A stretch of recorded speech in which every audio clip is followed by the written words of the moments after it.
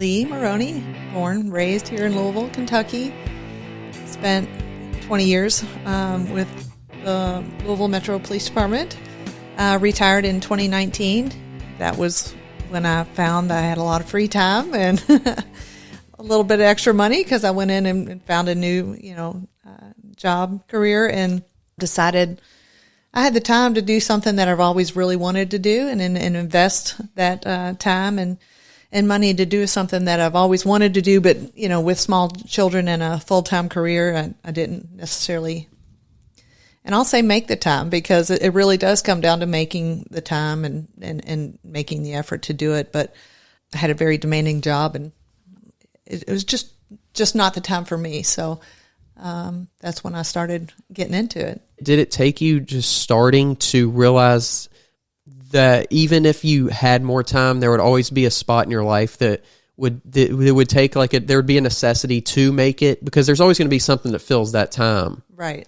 So when did you really start to change to have that mindset shift of I need to make it the time? Well, once I started paying a coach, when I first hired a coach, I was going to make that money work for me, and I was accountable and I was all in at that point. Once I'm investing in myself and spending, it's not outrageous, but it's not cheap either. So if you're going to spend the money and you want the results, then you have to make the time. And once I got started, there was never really a day that I didn't want to go to the gym. Even to this day, it's been 3 or 4 years now. I've really, unless I was sick, I really can't say there's a day that I didn't want to get out and train. And so once I got started, it was like, you know what? I could have done this a long time ago. I was just making excuses, really. I didn't know it then. I was just like, I was tired all the time. Well, I'm tired now. I have 2 kids that are very active and, play ice hockey and they travel and, but last night, I had to work yesterday and I really need to get that workout in. and I did. It was 10 o'clock at night, but I'd rather go at 10 o'clock at night than 4 in the morning. But, right. But I'll get it done. Even though you have paid that money to get that coach, it's still on you, right? Right. You still have to go and follow through with what they're telling you to do. Right. They're holding your hand. They're not saying, give me one more rep. That's up to you to motivate yourself, to push yourself to failure or to get that extra rep. It's all into you. They just lay the plan out for you, give you the tools to do it. And you can say, well, her diet isn't working for me. Well, are you following the diet? Are you eating whole foods? Are you eating, what fits into your macros? So, you have to hold yourself accountable. And that's, again, part of signing up for me and spending that money is, I either need to do this 100% or I'm wasting my money. Are you a personal trainer, online fitness coach, or gym owner on the verge of burnout? Are you wanting to grow your fitness business but can't add more hours to your hectic schedule? Introducing Trainer Revenue Multiplier, the premier wealth creation system for fitness professionals that helps you earn more and work less. Visit www.trainerrevenuemultiplier.com today to schedule your free business accelerator session. If you're serious about taking your business to the next level, schedule your call today. And I have to be honest with my coach. If I fell off or if I cheated a certain day and I didn't do it. I didn't do it very much, but I did. I'm not human. I'm human, and so is she. Yeah. And so we've all been there, and the holidays or whatever it is, or I just need something sweet today, but not guilting yourself about it, and just picking up the next day and just starting over, but being honest, And having that relationship where you can be honest and be comfortable being honest and knowing that your coach isn't going to just be berating you after you make a mistake. But something that you mentioned there about being able to just move on. You just have to look at it like where you are now and where you started. And that's really what it comes down to is, where am I now? And this isn't going to set me back. Yeah. I'm not starting over. A lot of people might think that way, but you're in a good spot. One screw up's not going to derail your long-term goals. I mean, even when we go on vacations, it's kind of like, do you really want to sit and enjoy your vacation, or do you want to get up every single day and go to the gym and follow your meal plan? And a lot of people will, and a lot of people, that's just how they are. I'm a little bit in between, like I want to go and enjoy my vacation. I'm not going to go out and go crazy on meals. I'm going to stay within, healthy habits, and I'm going to eat fairly well. I might have one meal that might, be a little more enjoyable than I would normally have, that kind of thing. I might have a glass of wine, and I may or may not go work out, but I am going to get movement in through the day and try to stay, on track.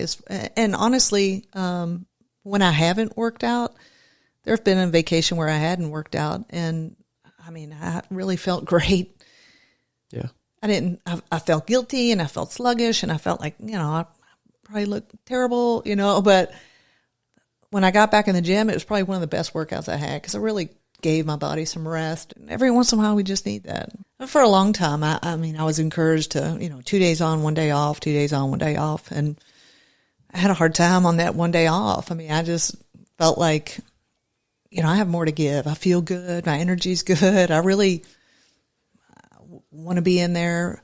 And I really had to listen, to my coach, and I'd say, well, I was just practicing my pull-ups, or, I'll just on the treadmill getting some steps, and I'd go in and get some steps and just move and do, but I wouldn't do a lot, but I might throw in a couple pull-ups just to work on them. She'd say, oh, I didn't know you were doing that. Yeah, let's not do that.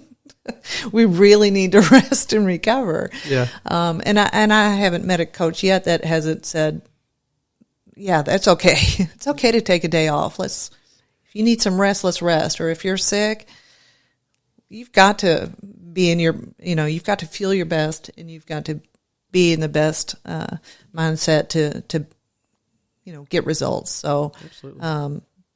Any coach that says you must be in there, every day.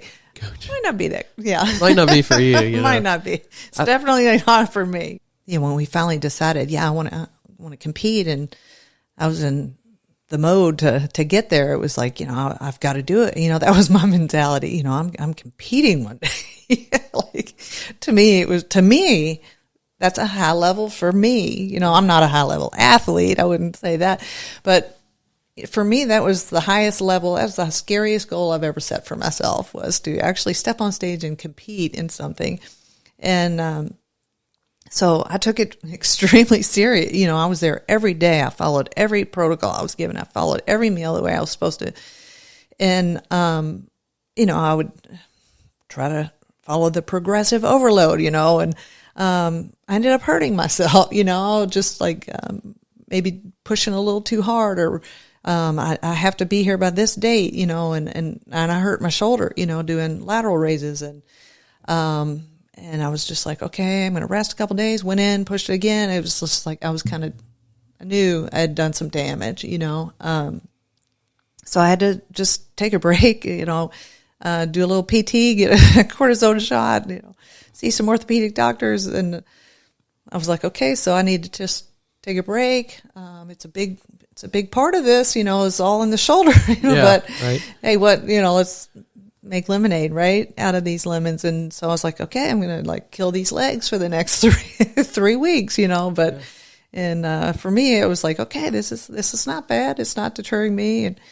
And, so that's what I did. And I still have problems, with my shoulder, because I made that mistake early on, but, I nurse it now, and I work around it, and, I'm still growing. So, and I'm smarter now, and I know my body. I know to listen to my body, and, when it hurts or it flares up, I know when I can push through it, and when I'm going to hurt myself if I do this. But I can feel the difference now, and I've learned. Yeah. So going back to, kind of the beginning when we started, was it something even, I guess, probably before you started that was pushing you to do this, that was telling you this is important, or, I should be doing this, or whatever it may be? What was that? When did the fire, maybe even before it was a fire, but when did that idea spark in your head to be like, fitness, the gym, health? Like, when did that all start for you? Oh, that started, I've always been athletic. So when I was a kid, my mom coached college basketball when I was a kid. So I grew up over at Bellarmine, in their gym for several years. So I would play in, tennis camps in the summer, and basketball and softball and volleyball, and you name it. I pretty much played it, except for, football. Girls couldn't play it back when I was a kid. Probably would have had that opportunity. But, so I've always been athletic. I've always, been fairly gifted. Played a little bit in high school, played basketball, played volleyball. Kind of got a little burned out, and but I've always stayed active. And then even when I joined the police department, of course, I had to keep up with the guys on the department, and I had to hold my own, and I had physical standards that I had to meet to even make it onto the department. So I was not going to let that keep me from doing something that I really had a desire to do, and continued to maintain that over the years. A lot of people don't, but it was important to me. I felt good in the gym. I wasn't as consistent as I wanted to be, just because of the nature of the job. And then, having kids, they just, they kind of, they do, they become your priority. And, for juggling two small kids and a job is, I couldn't be completely consistent at the time. Or at least I told myself I couldn't.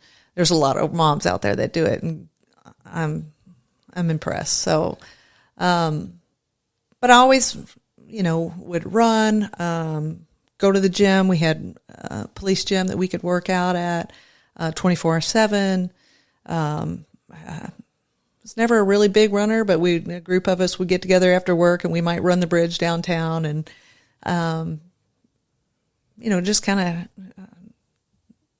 let go a little bit after work and just exert some energy. Yeah. I did CrossFit for a little bit. But I've always followed, bodybuilders, and I've always admired them. Even when I would babysit, I've said this on another podcast. I used to watch ESPN was fairly new, and I was babysitting kids over for the summer, and they'd have different shows on. Corey Everson was huge back then, and I was like, gosh, she's huge, she's amazing. But then I look at her now, and she really wasn't. She was as big as, some of the girls I see in my gym. And, but I was just like, wow, and so I've always kind of liked the physique of a bodybuilder. I've always thought, that it was hard work, discipline, and very appealing to me, never thought I would be a bodybuilder, or compete, but I've always thought, gosh, one day I would love to do that. I would so love to do that. And when I hired my first coach, she was bodybuilder, and that's why I hired her, because I loved her physique, and I loved her coach, and I was just like totally fangirling over Autumn Cleveley, and she's local, she's so cool, and I saw what she did with my first coach was Miranda, and I loved her physique and thought, she's the one for me. She can teach me everything. She knows it, and she had no idea I wanted to compete. I didn't even think it was an option for me. I was 50 years old when I started, and I thought, 50-year-olds don't compete, and she's like, yeah, they do, and I think you should. And it's like, do you really think I could? And she's like, absolutely. So as soon as she said, I think you can, and I said, I'm doing it, and that's where it started. Do you feel like as a woman that you almost felt like you had to keep up with those standards more than the men did, just because like you were trying to say, like, I do belong here? Not so much that to say that I do belong here, but for safety reasons. I mean, I didn't spend a ton of time in patrol, but that's where you're going to encounter the physical encounters with people, if you do, is in patrol. Far more than I would as a detective, where I spent 17 years of my career.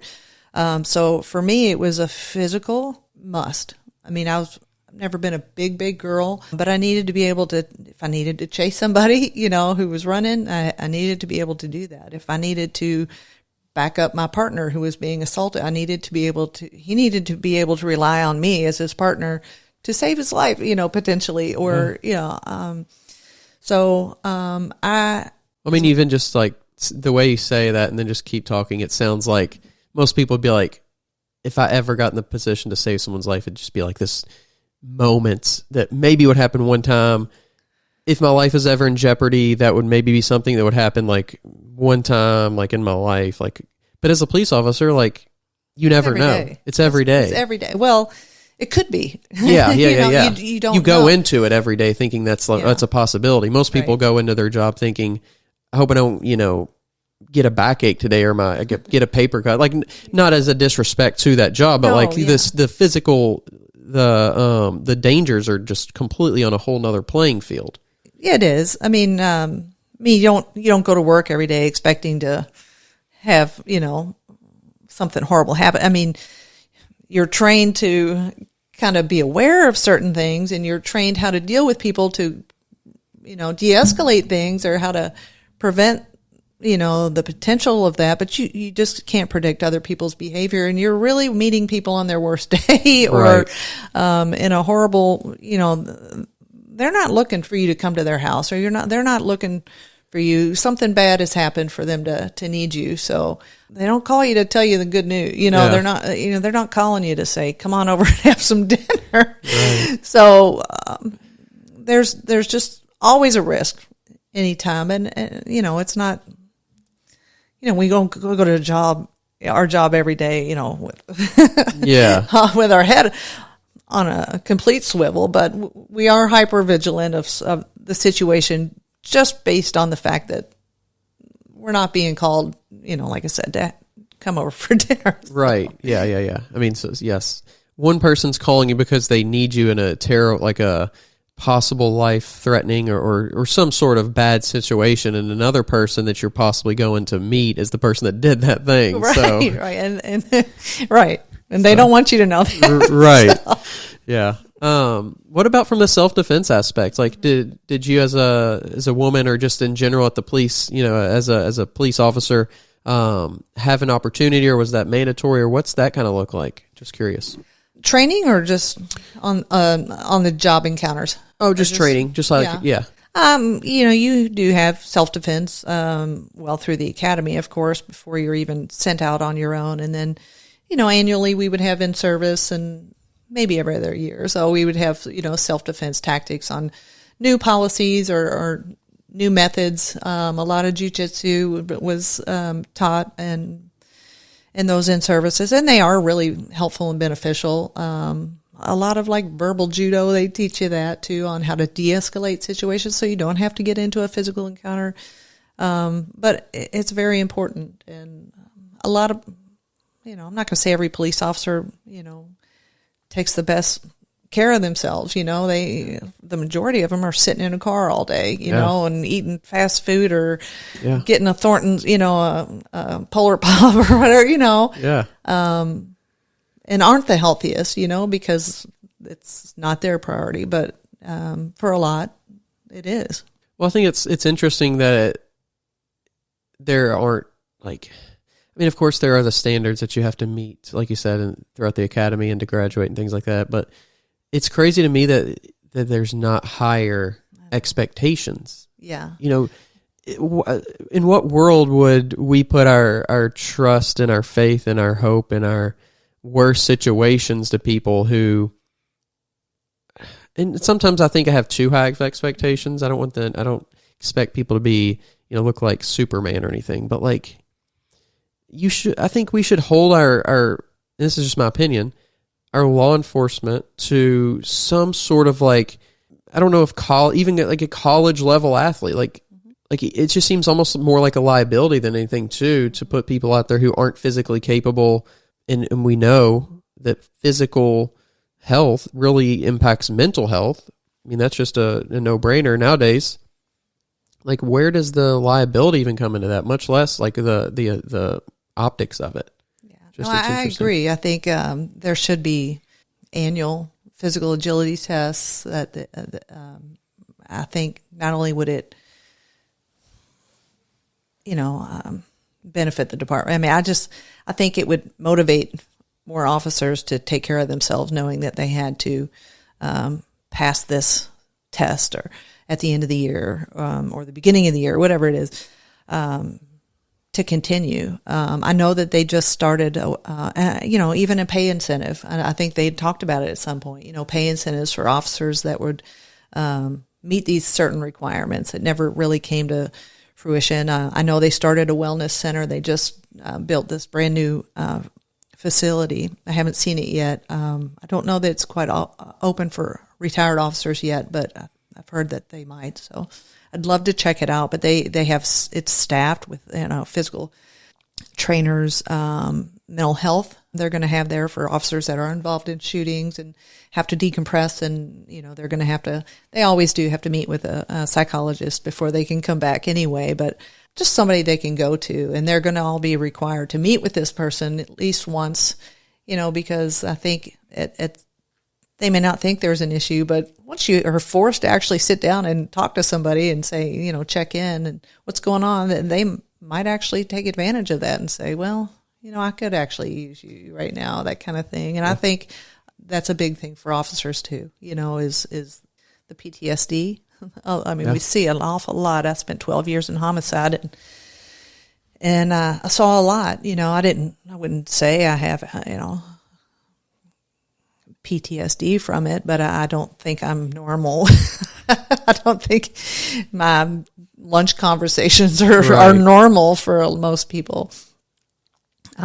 Just because it's like we have to deal with that, Yeah. I have a bizarre sense of humor, a little dark sense of humor, but it's a coping mechanism that we have learned to cope with what we see. Yeah. Yeah. It was somebody who used to be in the military, who now had become some sort of like law enforcement here. Mm-hmm. And he was like, in the military, that's your culture. Like, you're around those people, and you eat, sleep, and do everything with those people who have similar experiences. Mm-hmm. So in some ways, it may be, I don't know if easier is the right word, but he said when he transitioned here, you had these daily experiences, potential experiences that were maybe not to the same degree of a war, mm-hmm. but you still had pretty traumatizing experiences, and then you just went home. Yeah. And you're around these people who have no idea what that's like. Right. And then you go back the next day and you come home. And so he was saying that in some ways it was actually harder for people to deal with those problems that are in law enforcement than maybe it would be in the military for those reasons. Are you a personal trainer who wants to scale and grow your business online? Have you been coaching online for years, yet don't know how to incorporate online into your current business model? Introducing Trainer Revenue Multiplier, the premier wealth creation system for fitness professionals that helps you earn more and work less. Visit www.trainerrevenuemultiplier.com today to schedule your free business accelerator session. If you're serious about taking your business to the next level, schedule your call today. Never thought about it like that. Yeah.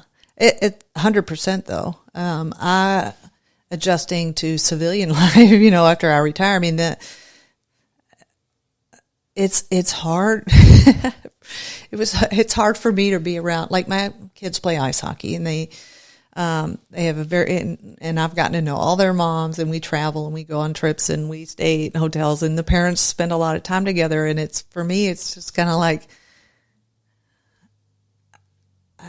it's not that I'm an introvert anyway, but it's just kind of like, I don't know how to talk to them sometimes. Relatability. Yeah. I mean, I can relate about parental things but it's like my job and their job are so, even now I'm a deputy coroner. So I'm still seeing a lot of, doom and gloom, and meeting families on their worst day, and seeing horrific things.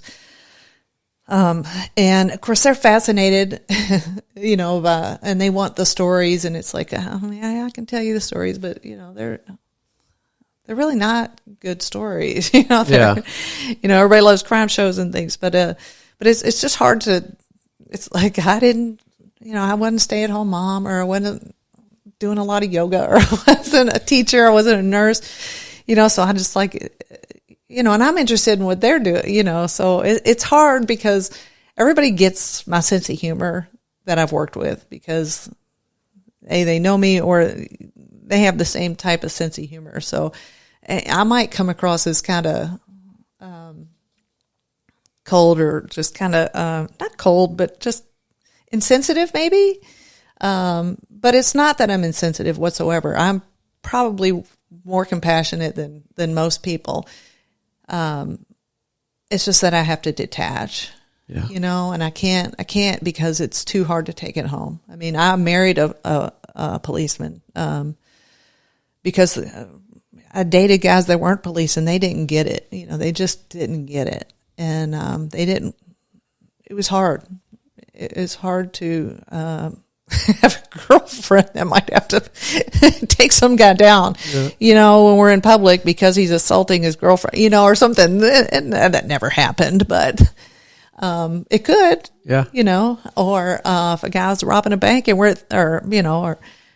there's certain things that I, as an off-duty officer, would have to do that would make them completely uncomfortable, so. That's interesting. I've never thought about it from that off-duty perspective like that. Yeah. It's pretty crazy. Yeah. Especially if they give you a take-home car. I mean, you have to be ready to respond, and they do. They give you a take-home car with gas, and they maintain that car for you, and if you're going to take it home, you need to, and you're going to go to the grocery, people are going to look at you for help. They're going to say, go get that girl over there. She's, and you're going to have to be the one to respond. So kind of on the same level of that, like bodybuilding, it's another thing that's like, I think people are they may not be like asking questions about it, but when they meet somebody who does it, maybe they would ask like a million, well, what do you do here? How does this work? So does it feel like in some ways you're almost like attracted to these things that are just different? Yeah. Adrenaline, maybe. Yeah. And I can say the same with dating when you're a bodybuilder. Obviously I'm divorced, but, I actually had a guy ask me out, and so I would love to cook you dinner sometime. And I was like, that would be great. Can I bring my meal? That's hilarious. Yeah. It's like, I can't eat what you're going to make me, but you can warm me up. Join you. Yeah. You can warm it up. Yeah. So, that's funny.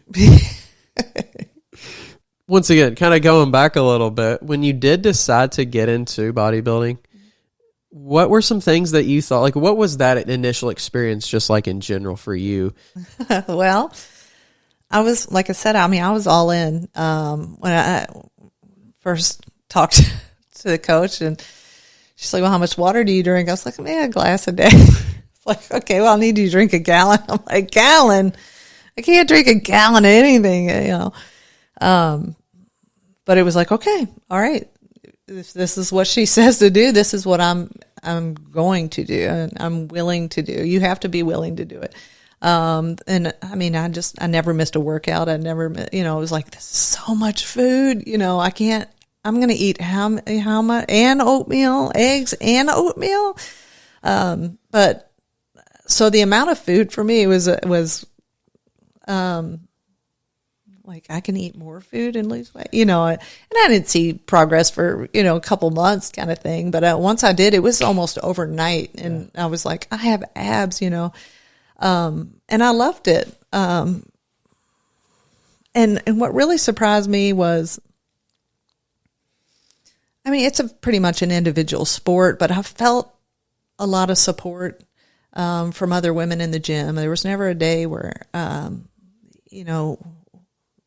a woman in the gym, and when I began, made me feel stupid for asking a question, or laughed at me because I couldn't lift another rep, that kind of thing. And especially once I competed for the first time, it was like, you compete to win, right? But all these other beautiful competitors, and you respect them so much because you just went through what they went through, and how hard it is. And it's, and you know, you end up following each other on Instagram or whatever it is. And they're so supportive, you know, and I've just really never found a sport, or a group of women that have really been that supportive, you know, and we don't even really know each other. We just know of each other most of the time. There's girls on other teams that I know locally, and I mean, I'm their biggest cheerleader. You know, Jessica Briggs, she's amazing. You know, I've followed her, and before she went pro, you know, and it was like, she is outstanding, you know, and you just really respect, you know, what they've done, and you know that they've worked hard, and you know, just what you see in the gym, you know, like you see them in the off season, you don't even know they're a bodybuilder. I mean, they're in their off season, they're fluffy, you know, and they don't look like they got a lot of muscle, but you know, when they shred down, now I know that, you know, now when you know they're going to shred down and they're going to be something special, you know. Yeah. The community aspect, was that very surprising to you, from like everybody just supporting one another? Major. Yeah. Yeah. It seems like huge surprise for me. I thought it would be very, and it is competitive, but it's competitive with love, you know, right. It's like competitive with respect, like, and everybody wants to win. Nobody wants to lose, but when you lose and you can literally look at the girl standing next to you and say, she deserved it. You know, she's better than me today, you know, but it pushes you to say, I'm coming for you next time, you know, and to work harder. But it's just nothing but mad respect for one another. You know what it takes. Well, I think the cool thing too about bodybuilding is, even though you might lose, that doesn't take anything away from like what you did. Where not that in other sports, like it's similar to that, but at the same time, like if you lose this basketball game, you're all still basketball players. You all still put in the work, and you still be a great basketball player. But you were playing to win the game. Like you were playing. There's not much. I mean, I don't want to say there's not anything you can take away from that, because there's still like life lessons that you can take away from that and things like that. But it just seems like in bodybuilding, regardless of the outcome, like you have still done something so unique and special, and like you have still built yourself mentally and physically and all these things, whether you're first or in last place, like you're still going to be the best version that you've probably ever been before, which is just crazy. It is. And I think about that, you know, it's like, because especially with bodybuilding, you know, you can look at yourself in the mirror and you're like, I look terrible, you know, and it's crazy to think, you know, bodybuilders do it every day. But it's like, I'm in the best shape I've ever been in my whole life. And I'm, you know, and I do kind of sometimes worry about that. Like, what if when I can't do this anymore, how hard is that going to be for me, you know, to look in the mirror? But it's like, I've made more than physical gains, mental gains for me, and the confidence that I've learned, and learned to love myself. And I know that I've done my best, and I've worked hard, and even if I can't do this anymore, you know, I'll still be doing something, you know, maybe not on this level, but I'll still always be in the gym doing something, just because I know what it brings me mentally. Yeah. You know, I may not look the same way, you know, and I won't. There'll be the day that it gets here, but it's like, if I'm this hard on myself now, looking the best I've ever looked, you know, how is it going to be later? But that's, I don't worry about it. It's just, it crosses my mind though. But I know I'll be fine. I think you might look at it more from an appreciation standpoint though too. Like when you're done with it, it's like, oh wow, look what I just, you know, did over the last X amount of years. Look what we achieved, and look what, like you said, not just physically, but you know, it gives you that ability to know like that hard things are possible, and like just because, you know, I never thought I'd do a bodybuilding show. Well, if I never thought I could do that, or never thought I would do that, all it really means is I have to put myself into position, and I can, you know, make a lot of other things happen too. Right. yeah, I mean, this is the hardest thing I've ever done, really. I mean, it's a mental game, in many respects. Staying positive, and telling yourself you can do it and pushing yourself physically.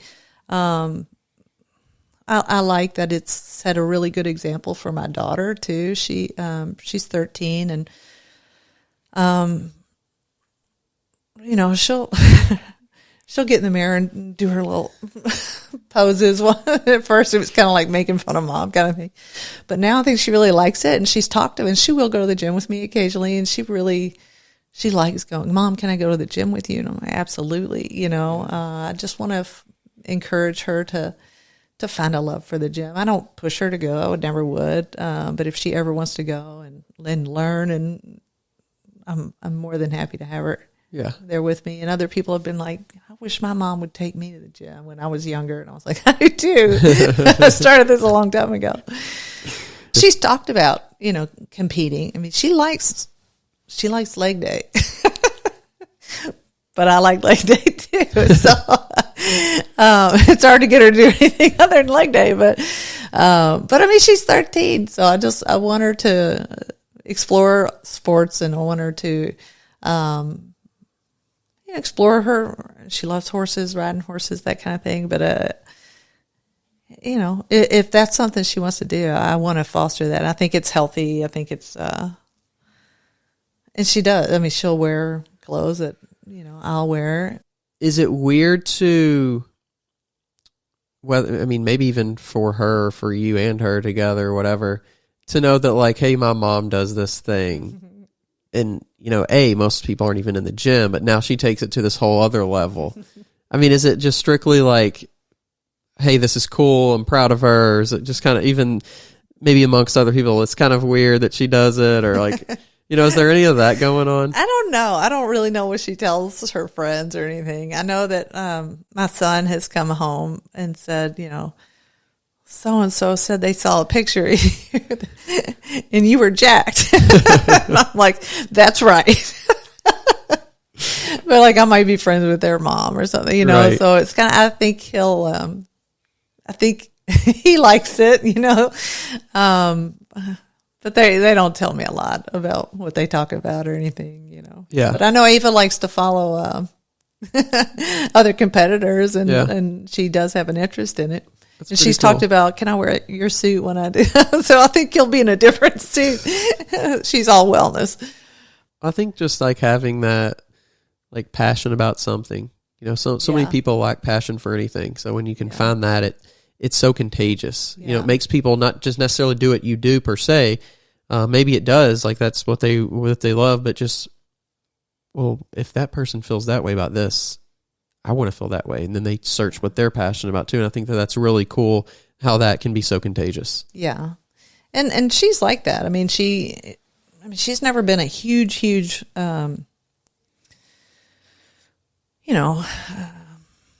athletic, but she's not been driven by anything. She hadn't found a serious passion about anything. And she loves hockey. Don't get me wrong. She loves to play ice hockey.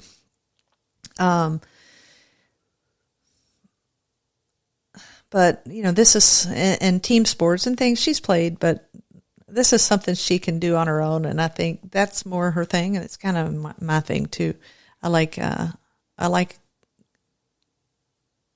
individualized sport where I compete with myself, Right. More than anything.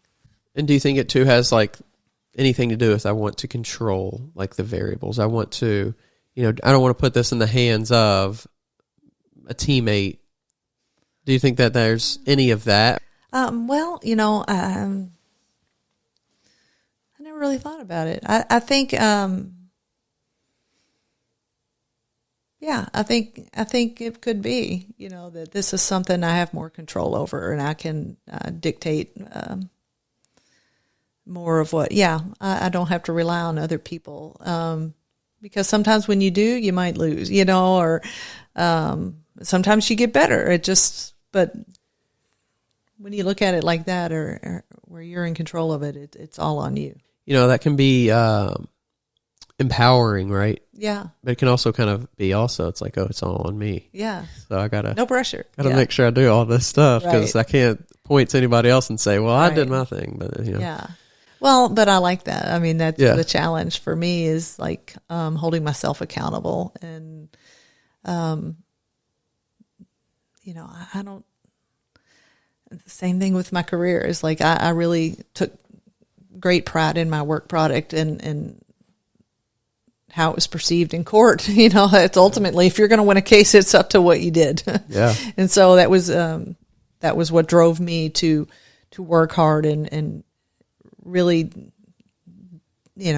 be detailed and document everything and kind of go a little above and beyond, a little more than some of my coworkers would say, oh, she does too much. It's like, well, I'd rather have too much in, court, or be able to, look back at this report and know everything. Yeah. And it's kind of the same. So tell us a little bit too about that first prep experience, and then, show day. Those are two very, big topics in and of themselves, but take us through a little bit about that really what that was like, and maybe expectations versus reality and things like that. Yeah. Well, the first prep, I was really expecting to be, kind of starving and,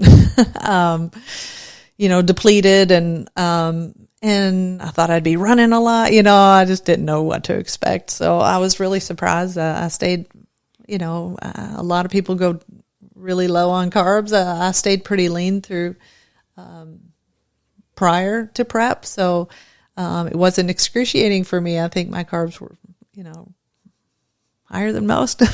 Sorry.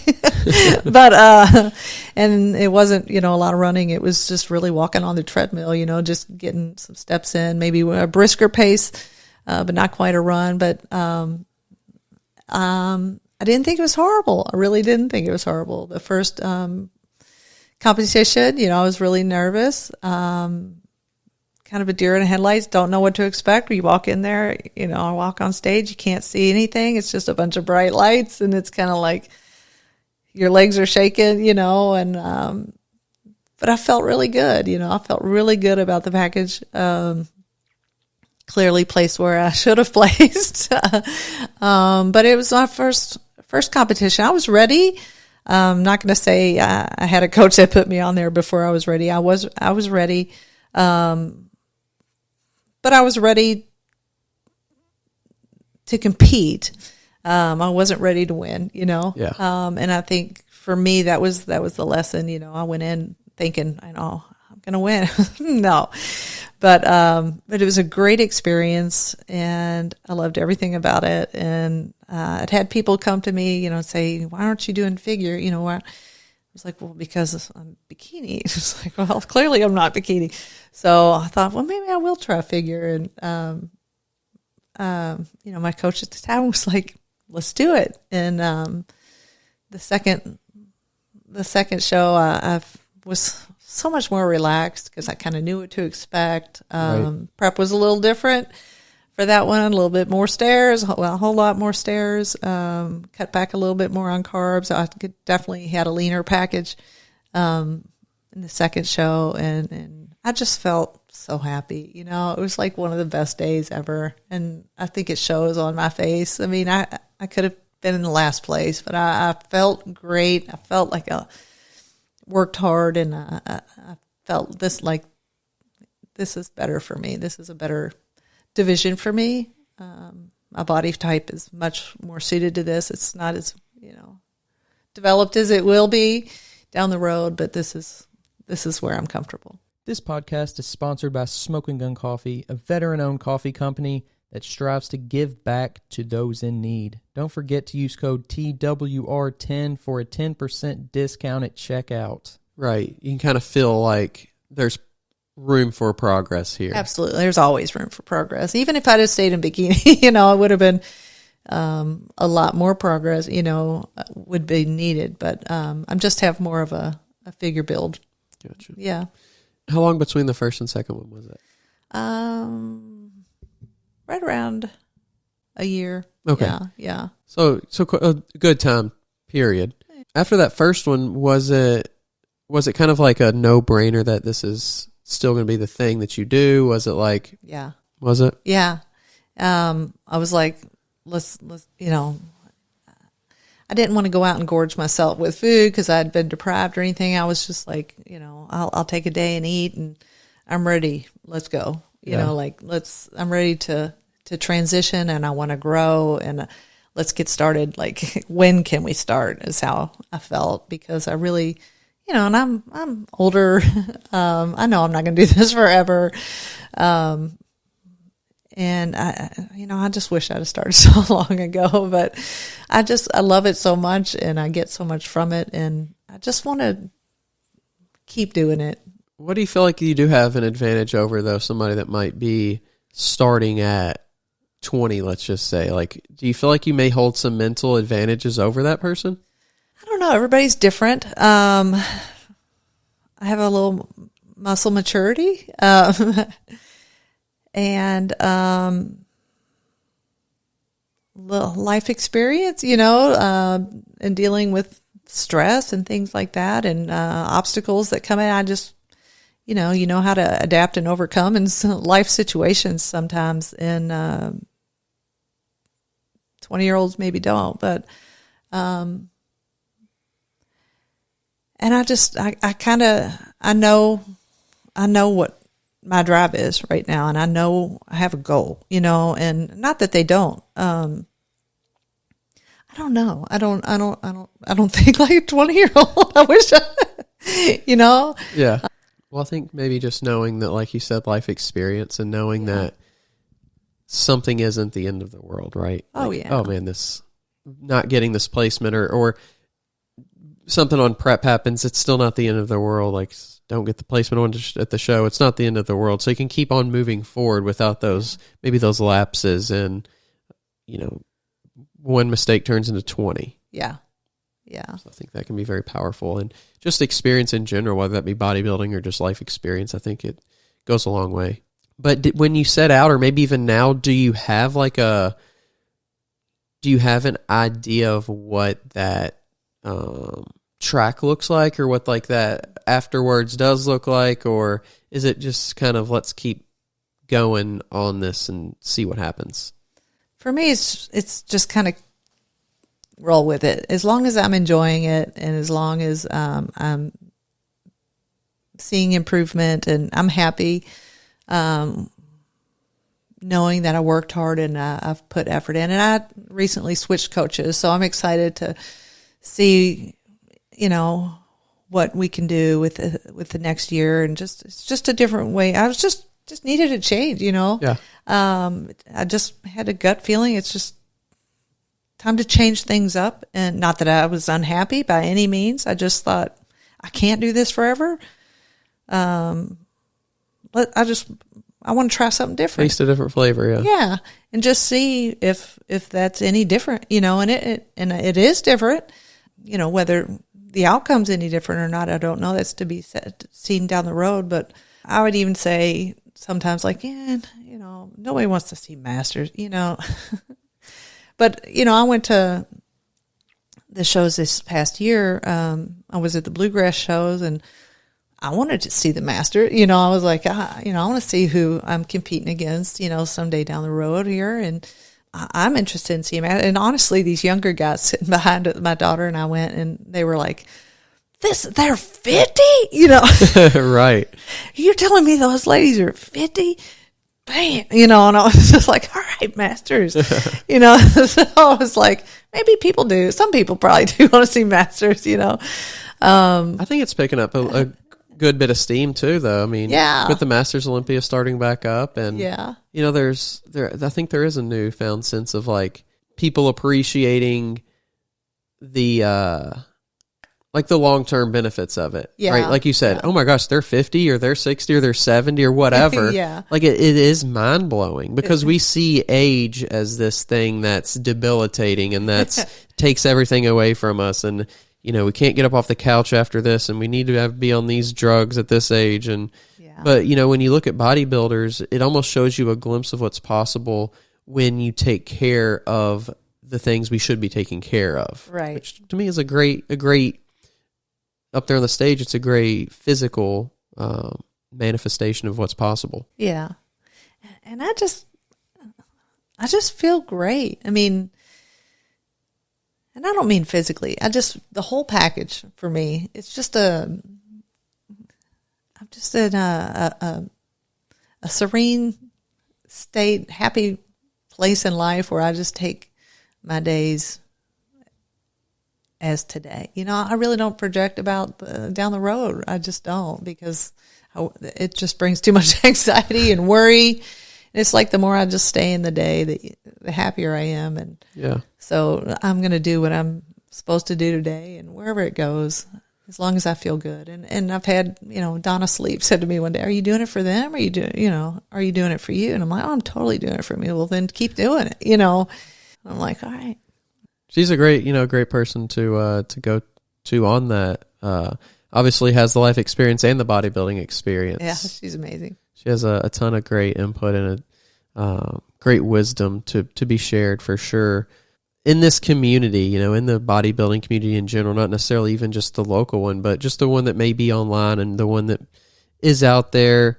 What do you feel like is, if there is one, is there a message that you want to, maybe it be now, maybe it be later or whatever, but want to like be that person to share a certain message or share words of wisdom? Do you see that you have that like that want to be that person for other people too?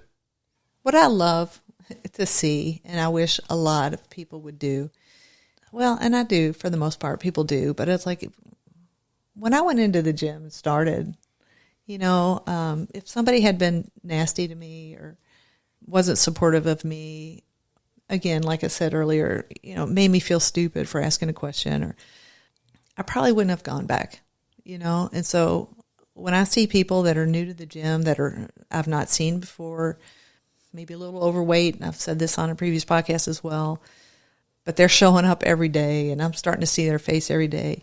I'll always smile at them, or I'll always, I'm nobody, but I mean, I always go out of my way to try to make them feel comfortable and that I'm approachable and supportive. I might even, say, "You're looking great," or, and just encourage them, because had I not had that, I don't know that I would have stuck around and I wouldn't have found what I found. So it's important to me for other women to do that to one another. And for the most part, I think they really do. They may not, the most intimidating people in the gym for me were, when I walked in, were the most helpful and really the most supportive. Right. Yeah. That's an interesting point for sure. Yeah. It is. I mean, in my experience as well, the people who, because those are typically the people who have been working the longest and the hardest and have learned the most and can appreciate, where you've been because they've been there too. Your case, you're talking about, Autumn Cleveland and Donna and oh my gosh, some of the most successful people in the bodybuilding industry, and they're right here for us to utilize as wisdom. So it's pretty cool. Yeah. And to go back, I met Donna, totally interrupted her workout too, and said, "Am I doing this right?" Most bodybuilders would be like, leave their headphones on and maybe turn their head, like, especially if they're an Olympian, right? Right. I got business, take care of it. But she could have been nicer. She was like, "Absolutely," or "Try to do this," or whatever. And like, "My name's Donna, by the way. What's your name?" And I was like, "You know what? I'm so sorry. I just interrupted your workout." But yeah, but she could have been nicer. Yeah. Are there things that you're looking forward to experimenting with specifically, whether that be new, maybe things within your training or diet, or new things, maybe supplements you want to try, or recovery, or anything like that you're looking to kind of maybe tweak and change or experiment with? I am right now, with the new coach I'm working with, a lot of new supplements. I haven't been doing a lot of, the intra workout, so to speak. So I've added in, some glutamine, creatine, EAAs, those types of things. And then, just a lot more digestion aids daily, which I would normally just do on a high carb day. New training programs, but the training programs that I'm doing now are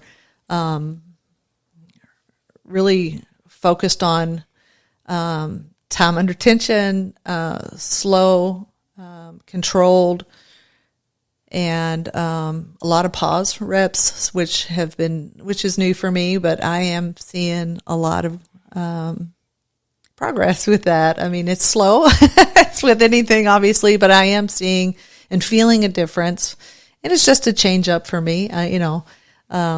Those things I think have helped with my recovery. I feel a little sore these days, especially on leg days. But I feel good. So I'm going to see how those things work out, and if they help me in any ways. And, we'll just kind of go. I just go rolling with the punches, and whatever this coach thinks I may need, we'll see. Yeah. Yeah. It's very exciting, starting anything new, right? Yeah. It's cool because it's us. Like, we're experiencing on ourselves, but we're seeing what we can get out of ourselves too. Right. I think that's really cool. Yeah.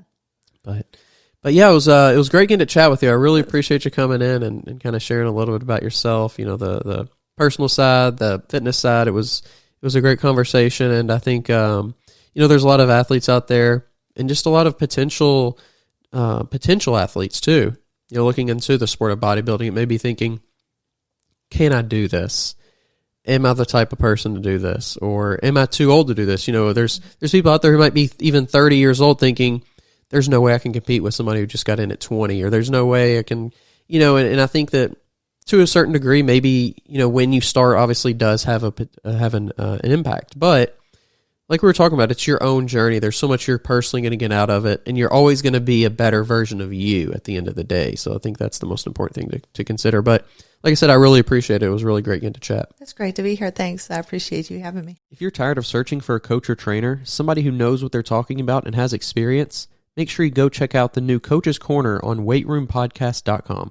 You can find quality, qualified coaches to help you achieve your goals, whether that's in bodybuilding or just general fitness. Stop wasting time and start achieving your goals today. The link to the Coach's Corner is down in the description below.